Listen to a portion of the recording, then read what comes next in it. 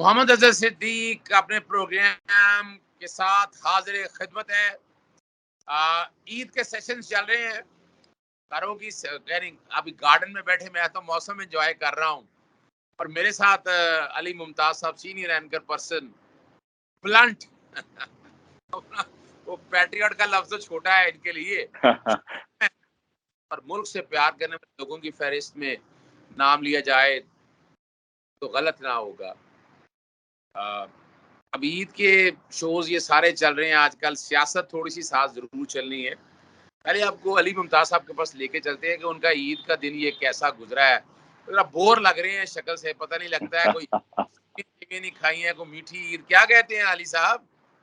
اظہر صدیق صاحب, آپ کو بہت بہت عید مبارک. آپ کے گھر والوں کو بہت بہت عید مبارک. آپ کے آس پڑوس میں رہنے والے تمام لوگوں کو عید مبارک. آپ کے عزیز و اقارب کو بہت بہت عید مبارک. اور ماشاءاللہ عید کا موقع ہے تو میں یہ دیکھ سکتا ہوں کہ آپ اس سے بڑے مستفید ہو رہے ہیں کہ آج آپ کو لان میں بیٹھنے کا موقع مل گیا. اگر یہ عید کا روز نہ ہوتا تو شاید آپ کو اس طرح سے لان میں بیٹھنے کا موقع نہ مل رہا ہوتا, پھر آپ کہیں نہ کہیں فائلوں میں الجھے ہوئے ہوتے, کچھ نہ کچھ چل رہے ہونا تھا. یہ بات تو ٹھیک ہے. اور آپ کو صرف بس یہ عید کے دن جو ہے نا, جہاں یہ ہے کہ اب تو خیر آپ سوچ رہے ہوں گے کہ کوئی پتہ نہیں ہے اسٹینڈ بائی پہ رہوں, عید کے روز بھی عدالت کوئی نہ کھل نہ جائے. جی علی, آپ یہ جو واقعہ ہے ایف آئی آر, میں تو بڑا بتا چکا ہوں لوگوں کو. مذاق ہو گیا ہے, بلاسفیمی بنتی نہیں. سعودیہ کے اندر ہے وقوع, اور جس طرح کا یہ پولیٹیکلی اور جس طرح علماء کو اس میں انگیج کرنے کی کوشش کی ہے, آپ کیا سمجھتے ہیں کہ اس طرح کے واقعے کی اجازت دی جا سکتی ہے؟ اور یہ سارا کیا دیکھ رہے ہیں آپ؟ دیکھیں, اس طرح کی واقعے کی تو قطعاً اجازت نہیں دی جا سکتی. ابھی اس پر لاہور اسلام آباد ہائی کورٹ میں بات ہوئی, اور وہاں سے جو ریلیف ملا ہے وہ شہباز گل صاحب کو اور فواد چودھری صاحب کو ریلیف ملا. اور پوچھا گیا ہے کہ جب یہ واقعہ ہوا تو اس وقت شہباز گل صاحب کہاں تھے, اور ان کے واپس آنے پر ان کو گرفتار کیے جانے کا بھی امکان تھا, جس طرح شیخ رشید صاحب کے بھتیجے شیخ راشد شفیق صاحب کو گرفتار کیا گیا. سپریم کورٹ کو اس کے اوپر از خود نوٹس لینا چاہیے, بیکاز یہ معاملہ بہت ہی حساس ہے. اس سے پہلے کہ خدا نخواستہ کوئی بہت بڑا نقصان ہو جائے. ہم نے دیکھا ہے کہ احسن اقبال صاحب کے ساتھ کیا ہوا, ہم نے دیکھا. اور بلکہ احسن اقبال صاحب کو تو چاہیے کہ اس میں وہ بڑھ چڑھ کر اس کاز کا حصہ بنے, اور اپنی ہی حکومت کو, اپنے انٹیریئر منسٹر کو سمجھائیں کہ آپ لوگوں کو کس طرف لگا رہے ہیں. آپ یہ کیا ٹرینڈ سیٹ کر رہے ہیں. ہم نے سیالکوٹ کا واقعہ دیکھا, ہم نے اس کے علاوہ وہ غالباً چنیوٹ کا واقعہ تھا, وہ بھی ہمارے سامنے آیا. اس طرح کی اور بھی بے شمار مثالیں آئیں جہاں پر بغیر تحقیق کیے لوگوں کے اوپر الزام لگایا گیا, اور خود ہی وہاں پر جج بن کر فیصلہ سنا دیا گیا, اور لوگوں کو قتل کر دیا گیا. تو اس طرح ہماری انٹرنیشنلی بھی بڑی بدنامی ہوتی ہے. اور پاکستان مسلم لیگ نواز کو بھی یہ سوچنا چاہیے کہ جب ہم یہ کہتے ہیں نا کہ جی سعودیہ میں جو لوگوں نے نعرے لگائے چور ہے, اس سے ہمارے ملک کی بڑی بدنامی ہوئی, پوری دنیا نے دیکھا, تو اس معاملے کے بارے میں بھی سوچنا چاہیے کہ دنیا اس کے اوپر کیا سوچے گی کہ پاکستان نے ابھی تک کچھ سیکھا نہیں, ان حکمرانوں نے ابھی تک کچھ سیکھا نہیں. ابھی بھی جس کا جی چاہتا ہے کسی کے اوپر بھی الزام لگا دیتا ہے اور اس کو پھر مارنے پر چل پڑتے ہیں. تو ہم یقیناً سب نبی کریم صلی اللہ علیہ وآلہ وسلم کو ماننے والے ہیں, اور ہم کبھی قطعاً یہ برداشت نہیں کریں گے کہ کہیں پہ کوئی بھی ان کی شان میں گستاخی کرے, اور چاہے اس کے لیے ہمیں اپنی زندگی ہی کیوں نہ قربان کرنی پڑ جائے, ہمیں اس میں کوئی پریشانی نہیں ہے, کوئی گھبراہٹ نہیں ہے. لیکن دیکھیں, نبی کریم صلی اللہ علیہ وآلہ وسلم نے بھی کہا ہے کہ کسی پر الزام نہیں, بے بنیاد الزام, جھوٹا الزام ہرگز قطعاً نہیں لگانا چاہیے. تہمت کا پرنسپل ہے, تہمت اور اتنا سخت تو ہے, اور اس پہ بڑے سختی سے عمل ہوتا ہے. آپ ایک بات سمجھیے گا, ایک تو بڑی واضح بات ہے کہ وہاں تو سانس بھی آہستہ لینا ہوتا ہے. ہمارا جیسا آدمی تو وہاں سوچے گا ہی نہیں کہ وہاں بیٹھ کر اگر جانا ہے تو اس طرح جائے, اور اس طرح کی کوئی سوچ بھی لے تو صبر بھی کر لے. اس کو تو کوئی ڈیفینڈ کر لے, اور نہ کوئی ڈیفینڈ کر سکتا ہے. لیکن جس طرح بیٹھ کر آپ نے وہاں دیکھا, وہ مریم اور جب کسی کو اشارے کر کے بڑا جیسے لگتا تھا کہ وہ ایجنڈا پورا ہو گیا ہے, اور ایسے پلیٹ فارم ایسے لگا ہوا تھا کہ اپنا ڈاٹ سے ڈاٹ ملائے تو ساری چیزیں پہلے سے طے شدہ تھی, اور بڑی پلاننگ کے ساتھ اس بات کو ایک منطقی انجام کی طرف پہنچایا گیا. ایک تو آپ نے ڈیمانڈ کر دیا ہے اس میں معاملے میں سپریم کورٹ از خود نوٹس لے, اور ابھی تک نوٹس نہیں لیا, یہ بھی حیران کن بات ہے. آپ نہیں سمجھتے کہ ساری ایف آئی آر جو پورے پاکستان میں ہو رہی ہے اکٹھی ہو کے ایک ہی جگہ اسلام آباد چلی جائے, وقوع تو ایک ہی ہے, اسی کی انکوائری ہو جائے, جے آئی ٹی بن جائے, اور اس پہ اگر مناسب سمجھیں تو سپریم کورٹ کے جج اس میں بیٹھ جائیں, یعنی ونس فار آل اس مسئلے کو ختم کرنا چاہیے.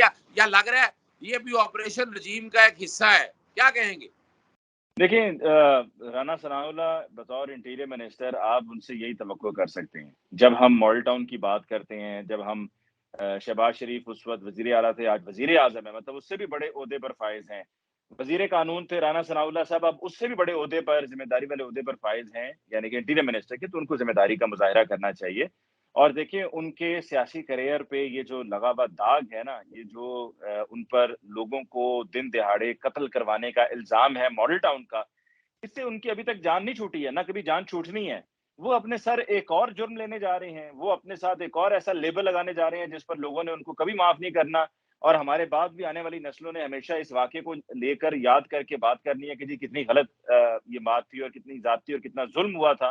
तो ये एक रेजीम जो हमारी अभी रेजीम आई है, इसमें मैं आपसे भी ये कल सुन रहा था कि मैं भी यही एक्सपेक्ट करता हूँ कि पाकिस्तान पीपल्स पार्टी से हम ये एक्सपेक्ट नहीं करते कि वो ये सब होने देंगे। उनकी तो फिलॉसफी और है, वो तो और ही तरह से अपनी सियासत को लेकर चलते हैं। वो ख़वातीन के एहतराम पे एंटी वो इस तरह के मामलात चलते हैं। वो ये समझते हैं कि ब्लास्फेमी लॉज़ को गलत से इस्तेमाल नहीं होना चाहिए। लेकिन कहाँ वो हुकूमत का हिस्सा है, लेकिन वो इसके ऊपर खामोश हैं, कुछ कह ही नहीं रहे हैं, कुछ बात ही नहीं कर रहे हैं, कुछ स्टेटमेंट ही नहीं दे रहे।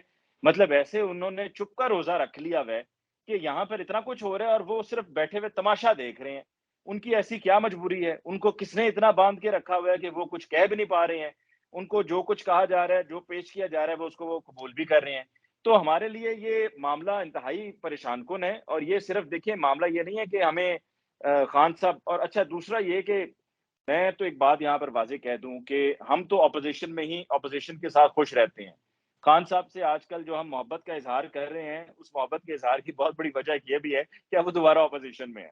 जिस तरह 2018 तक वो ऑपोज़िशन में थे, तो हमने उनका बहुत साथ दिया। फिर खान साहब ने साढ़े 3 साल में उनको गिला रहा कि जी हमसे इस तरीके से कर रहे हैं। तो देखिए मीडिया ने तो एक वॉचडॉग का किरदार अदा करना होता है और मीडिया ने जो खामियाँ हैं, उनको पॉइंट आउट करना होता है। जहाँ पर कोई अच्छी बात हो, उसको भी पॉइंट आउट करना होता है। लेकिन मीडिया से आप हुकूमत में रहते हुए ये ना सोचें कि जी मीडिया आपके साथ दोस्तियाँ कर लेगा। अगर आप साथ में ही मतलब कोतवाली को आप अपने साथ शामिल कर लेगा कोई, तो फिर इसका मतलब है कि जो जी में आए कर लो। तो हम लोग साथ में एज़ अ वॉचडॉग शामिल नहीं हो सकते हैं। हमने तनकीद करनी है हुकूमत पे जब भी करनी है। अब खान साहब ऑपोज़िशन में हैं, तो हम खान साहब के साथ खड़े हैं। अच्छा, इमरान, आपको पता है वो जो रीसेंट मूवी आ गया, जो रीसेंट वीडियो क्लिप आ गया, उस क्लिप में हाँ कह जी। भी दिया, इमरान खान साहब ने लिख भी दिया, if anyone had any doubts about US regime change conspiracy, this video should remove all doubts as to why a democratic elected PM and his government were removed. Clearly, the hmm. US wants an obedient puppet as PM who will not allow Pak choice of neutrality in a European war. अब तो ढूंढने का मुकाम नहीं होगा इन तमाम हाँ, सियासी हाँ। जमातों के लिए। अब क्या रह गई है बात इसके बाद? क्या जवाब देंगे हमारे इदारे भी इस बारे में? What would you say to Pakistan? They've got nuclear weapons, they got a big army, and we're not real happy with them. What is our message to Pakistan?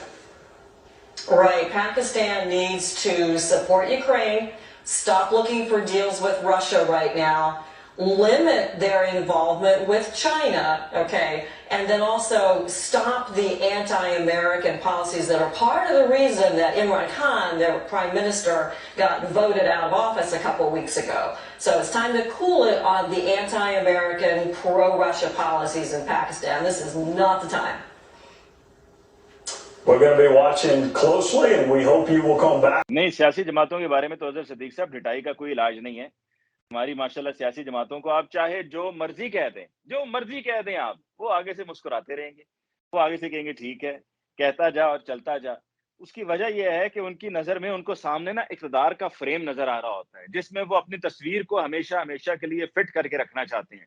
जब ज़रा उन्हें लगता है कि इस फ्रेम में से हमारी पिक्चर आउट हो रही है, तो वहाँ पर उनको जो है ना वो मिर्चें लगना शुरू हो जाती हैं, उससे पहले उनको कोई एतराज़ नहीं होता है।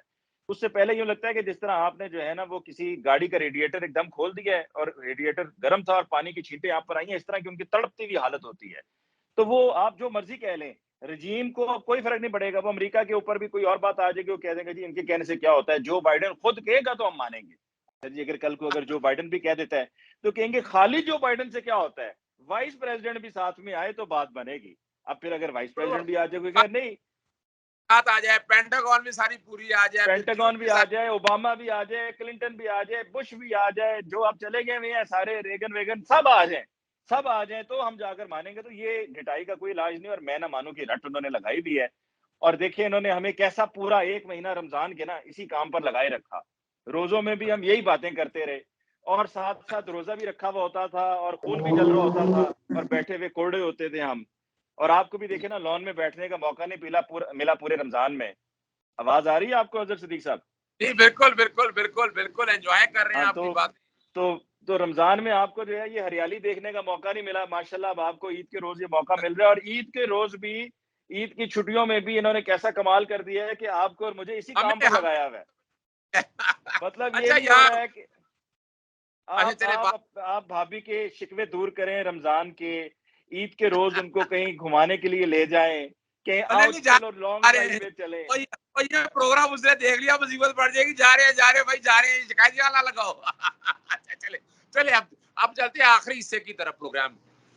آپ نے اس کا کوئی جواز نہیں ہے, جواب بھی نہیں ہے نہ رضا ربانی کے پاس نہ جمہوری حکومتوں کے پاس, کہ انہوں نے جو ہارس ٹریڈنگ کے حوالے سے یہ جو گند گھولا تھا, اگر ہم چلے جائیں چھانگا مانگا کی سیاست میں, وہاں طے کیا تھا کہ ہم ایسے کسی کام کا حصہ نہیں بنیں گے.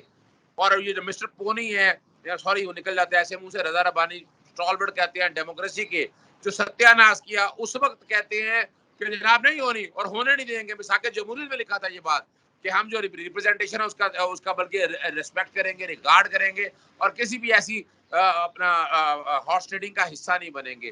آج ہم نے دیکھ لیا, وفاق میں دیکھ لیا, پنجاب میں دیکھ لیا, انہوں نے اکثریت کو جس طرح اقلیت میں بدلا. تو آپ بھی سمجھتے کہ پاکستان میں جمہوریت ایک گالی بن گئی ہے, اور یہ کوئی بندہ ہے 40-50 ارب لگائے اور حکومت توڑ کے لے جائے. اسی لیے آپ کو پتا ہے فورن فنڈنگ روکی گئی کہ یہ ہے فورن فنڈنگ. آپ کیا سمجھتے ہیں اس ملک کی جمہوریت کی مضبوطی میں, معذرت کے ساتھ مذاق سے میں نے کہہ دیا ہے, تباہی میں انتظام تمام سیاسی جماعتوں کا حصہ نہیں؟ جی بالکل 100% حصہ ہے. جمہوریت کو کھوکھلا کرنے میں بڑا اہم کردار ادا کیا ہے, جمہوریت کو گالی بنا دیا ہے, سیاست کو گالی بنا دیا ہے. سیاست دانوں پہ سے اعتبار پہلے بھی لوگوں کو اٹھ چکا تھا, مزید اٹھ گیا ہے. جمہوریت پہ سے اور حقوق پہ سے لوگوں کا اعتبار پہلے بھی آہستہ آہستہ کم ہو رہا تھا, مکمل اٹھ چکا ہوا ہے. یقین مانیے کہ ابھی پچھلے دن جب یہ ایف آئی آر درج ہوئی نا, تو میں نے اس دن کہیں پر کسی سے یہ بات نہیں کی, لیکن یہ میرے دل میں بات تھی. اور میرے دل میں بات پتہ ہے کیا تھی؟ میرے دل میں بات اظہر صدیق صاحب یہ تھی کہ اچھا وقت ہے اور یہ ابھی مناسب ہے, موقع بھی ہے, تو فیملی کو لے کر پاکستان سے باہر مستقل بنیادوں پر چلے جائیں ہم. کیونکہ جہاں پر دیکھیں جمہوریت کو صرف جمہوریت کے نام پر استعمال کیا جائے گا, اس کو رگڑا لگایا جائے گا, اس کو اپنا جو ہے وہ غلام بنا کر چلایا جائے گا, اپنی مرضی کے مطابق جمہوریت کے اس کے رنگ پیش کیے جائیں گے. پھر اسی طرح سے آئین کو اپنی مرضی کے مطابق پیش کیا جائے گا, آئین کے رنگ اپنی مرضی کے مطابق پیش کیے جائیں گے, اس کی کہانی آئین کی اپنی مرضی کے مطابق گڑھی جائے گی. جہاں پر ایک عام آدمی کو انصاف نہیں ملے گا, لیکن جہاں کہیں پہ کسی با اثر شخص کے فون کرنے پر تھانے میں جا کر فوری طور پر ایف آئی آر درج ہو جائے گی, جس کے اوپر تحقیق کیے بغیر ایف آئی آر درج کر دی انہوں نے. میں جا کر اگر کہیں کسی تھانے میں جا کر کہتا ہوں کہ ایف آئی آر درج کر دو, اور اگر میں کسی با اثر شخص کے خلاف ایف آئی آر درج کرنے کو کہتا ہوں, تو مجھے ہی رگڑا لگائیں گے, مجھے روز تھانوں میں بلائیں گے, مجھے وہاں پہ بلا کر بٹھا کر کہیں گے جی ایس ایچ او صاحب ابھی نہیں ہے, ابھی ڈی ایس پی صاحب نہیں ہے, پھر اے ایس پی صاحب کے پاس لے جائیں گے اور مجھے خوار کرتے رہیں گے, اور وہاں پر میری ایف آئی آر درج نہیں ہوگی اس با اثر شخص کے خلاف, کیونکہ با اثر شخص ہے. وہاں پر تو یہ کوئی تحقیق والا معاملہ نہیں ہوگا, مطلب وہاں پر تو وہ یہی کہیں گے نا, بلکہ وہاں پر وہ تحقیق کہیں گے, وہ کہیں گے جی ہم پہلے ذرا انویسٹیگیٹ کر لیں کہ آپ آ کر ویسے تو کسی پر الزام نہیں لگا رہے. مطلب جب یہ حالات ہوں گے تو پھر کون جمہوریت کی بات کرے گا, کون آئین کی بات کرے گا, کون قانون کی بات کرے گا. اور یقین مانیے کسی کو برا لگتا ہے تو برا لگے, کسی کو یہ لگتا ہے کہ جی میں کوئی خدا نخواستہ فوج کا پٹھو ہوں تو بھلے کہتے ہیں, تو کہتے رہے, میں فوج کا پٹھو نہیں ہوں, میں پاکستان کا پٹھو ہوں. میں یہ بات پچھلے سال بھی 13 اگست کو آرمی چیف کو کہہ چکا ہوں کہ ہمارے ملک میں, اور یقین مانیے میں آپ کو ایگزیکٹ وہ جملے بتانے جا رہا ہوں جو میں نے آرمی چیف سے پچھلے سال 13 اگست کو کہے. میں نے ان سے کہا کہ جی جب تک ہمارے ملک میں ایک گھٹنا نیچے رکھ کر بات نہ کی جائے تو معاملات سیدھے نہیں ہوتے, لاتوں کے بھوت باتوں سے نہیں مانتے. اور میں یہ کہتا ہوں کہ اس قسم کی جمہوریت سے آمریت بہتر ہے. کم سے کم جو ہے وہ کسی میجر, کرنل, بریگیڈیئر, کپتان کی آگے کوئی بات تو چلے, ہم جا کر کہیں گے تو یہ تو ہوگا نا کہ چلیں جی کوئی بات یہ ڈھنگ کی چل رہی ہوگی. یہاں پر تو چکر ہی کوئی نہیں ہے, جس کا جو جی میں آتا ہے وہ کرتا چلا جاتا ہے. ابھی آپ دیکھیں آ کے کہ میں آپ کو ٹیلی ویژن شوز کا بتا دوں, ایسا سریا فٹ ہوتا ہے حکومت میں آنے کے بعد کہ جب آپ انہی لوگوں کو اپوزیشن میں ہوتے ہیں اور آپ ان سے کہتے ہیں جی آپ پروگرام میں تشریف لائیں, تو آپ کو فوری طور پر کالز ٹھا کالز آپ کو آتی ہیں واپس کہ جی بلا لیں, بتا دیں کب آنا ہے, بتا دیجئے, ہم حاضر خادم, کوئی مسئلہ ہی نہیں, کوئی چکر ہی نہیں, کوئی پریشانی نہیں. حکومت میں آنے کی دیر ہوتی ہے, کال کر دیں 2 دن تک جواب نہیں دیتے, ایسا سریا فٹ ہو جاتا ہے. بھول جاتے ہیں کہ کبھی اپوزیشن میں بھی تھے, بھول جاتے ہیں کہ کبھی جا کے دوبارہ سے اپوزیشن میں بیٹھنا پڑ سکتا ہے. اس وقت بس ان کو یہ لگتا ہے کہ بادشاہت ان کی ہے, جو مرضی جی میں آئے کریں. اچھا ویسے بھی آپ دیکھیں کہ یہ مذاق ہے ہمارے ملک میں, اور آپ ہم تو دیکھتے آئے ہیں کہ خرید و فروخت ایک عام سی بات ہے, یہ اس کو بڑائی سمجھتے ہیں, برائی ان کے قریب نہیں آتی. فی زمانہ خاندانی آدمی کی پہچان 60s میں کہتے تھے ذلت, علت اور قلت ہے. آج آپ کے سامنے اٹھا کر دیکھ لیں, یعنی جس کے پاس 2 نمبر پیسہ ہے, پتہ ہے ڈرگ ڈیلر ہے, پتہ ہے زبیر عمر جیسا آدمی عورتوں کے ساتھ ویڈیو آ کے چل گئی ہے, لیکن معاشرے میں وہ عزت آپ کے سامنے نظر آ رہی ہے. تو اس ملک میں تو جمہوریت نام کو آپ بات بجا فرما رہے ہیں, لیکن یار ہم نے اسی ملک میں رہنا ہے, اسی ملک نے ہمیں عزت دی ہے, ہم نے اسی ملک کو آگے لے کے چلنا ہے, اور ہم نے ان لوگوں سے لڑنا ہے, پیچھے نہیں ہٹنا ہم نے. آخر میں آپ کو عید پہ پیغام کیا دینا چاہیں گے قوم کے لیے؟ ہم نے نہیں بیٹھنا ان لوگوں کے خلاف, ہم نے ہر محاذ پہ ان سے ساتھ لڑنا ہے. کیا کہیں گے آپ؟ میں عید کے موقع پہ یہ کہوں گا کہ جی عید کے بعد بھی حق اور سچ کی بات, یہ جنگ ہر کسی کو جاری رکھنی ہے. ضروری نہیں کہ یہ عمران خان صاحب کے لیے ہو, یہ کسی کے لیے بھی ہو سکتی ہے, ایک عام آدمی کے لیے بھی ہو سکتی ہے. حق اور سچ کی آپ جنگ لڑیں, وفا کریں, اور اگر آپ وفا کریں گے تو آپ کے ساتھ بھی وفا ہوگی, اور لوگوں کی مشکلات کو سمجھ کر چلیں, اور کسی کو اپنی مجبوری کا فائدہ نہ اٹھانے دیں. اور آخری جملہ جو میں کہنے جا رہا ہوں وہ سب سے ضروری ہے, وہ یہ ہے, اظہر صدیق صاحب کو سانس لینے دیں. چلے, بہت شکریہ علی صاحب. لیکن جاتے بھابھی جاتے کو یہ بتائیں, آپ نے بھابھی کو لے کر کہاں جانا ہے ڈرائیو پر, اور آئس کریم کھلانی ہے تو کہاں سے کھلانی ہے؟ اچھا یار وہ مزہ بڑا آتا ہے, میں بتاؤں اکثر ایسا ہوتا ہے پی سی میں چلے جائیں, لیکن یہ ہوتا ہے کہ اپنا نا بٹلر, وہ نام ہم تو لیتے ہیں کہ یار جب وہاں جا کے کافی اور چاکلیٹ بڑے مزدار ہے, پھر آئس کریم کھانا ہو تو اماوی ہے, وہ پیڑ اب بڑھتا ہے, اپنی بھاری رکھنا پڑتا ہے. تو یہ تو یاد رکھیے گا یار, نہ آئس کریم بھول سکتی ہے, لیکن لاہوری اسٹائل نہیں بھول سکتا. بھٹورے یاد رکھیے گا, چنے اب غلام رسول کے چنے, اور وہ چاہے عید والا دلی کیوں لاؤ. اچھا کمال کی بات ہے, اور بہترین ناشتہ سری پائے سارا ٹکا کے جو جو روزوں میں تھا نا وہ پورا کر دیا. تم نے بھی کمی نہیں کی ہوگی اس میں. نہیں, میں نے بھی بالکل کمی نہیں کی, اور ٹکا کر سحریاں بھی ہوئی ہیں, افطاریاں بھی ہوئی ہیں, اور آج تو میں نے مطلب اب یہ طے کر لیا تھا کہ بس یہ عید تک ہے. جتنی بھی ہم نے یہ چیٹ میلز وغیرہ, اور چیٹ میل تو ہوتا ہے نا ہفتے میں ایک دن آپ کر لیتے ہیں, پورا مہینہ چلا ہے, تو یہ میں نے طے صبح کر صبح لیا ہے. صبح عید والے دن صبح صبح اپنا کھیر کے علاوہ کوئی اپنا وہ چٹ پٹا چاٹ نہیں کھائیے؟ چٹپٹی چاٹ, پھر اس کے علاوہ دہی بلے, پھر کھیر, آپ سارا کچھ مجھے اس لیے یاد کرا رہے ہیں کہ میں کھا کر بیٹھا ہوں, پھر جاؤں کھانے کے لیے. اور بلکہ کافی آپ نے پینی ہوئی اظہر صدیق صاحب, تو آپ نے مجھے یاد کرنا ہے. وہ کافی تو تمہیں پتا ہے, وہاں جا کے بڑی اسپیشل کافی بنا کے کیپیچینو, اس کے بغیر تو رہا نہیں جاتا. اب وہ عادت ایسی پڑ گئی ہے کہ لازمی پینی پڑتی ہے. اب next time over a cup of coffee کس ڈن. دن کسی ریسٹورینٹ میں بیٹھ کے پروگرام کریں گے انشاءاللہ. آپ نے میرے ہاں آنا ہے, آپ کو شاید اس تفصیل کا نہیں پتا, وہ میں آپ کو کسی دن بتاؤں گا. چلے بہت شکریہ جی, تھینک یو ناظرین, بہت شکریہ آپ کا. السلام علیکم, اللہ حافظ, پاکستان زندہ باد.